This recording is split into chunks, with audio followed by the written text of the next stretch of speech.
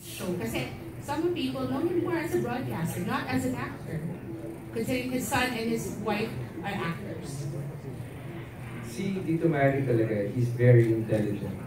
And para sa mga intelligent people who wants to try acting, hindi sila mahirap turuan. As in, madali sila nakakakuha ng directions, madali sila nakaka-adjust sa environment.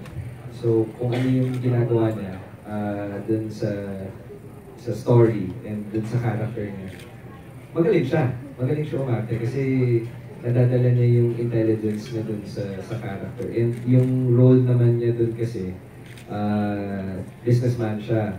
Tapos, very loving father. So, ano yun, hindi siya siguro mahihirapan mag-adjust dun sa kailangan ni Tony. But are you aware that, because he's known as more of a broadcaster? Very modulated yung boses niya. Pag nasa kami, dressing room kami, tapos pag nagsalita siya, nag-i-echo sa buong room yun. Oo, gusto namin matulog. Tito, patulogin mo muna. Okay, the last question.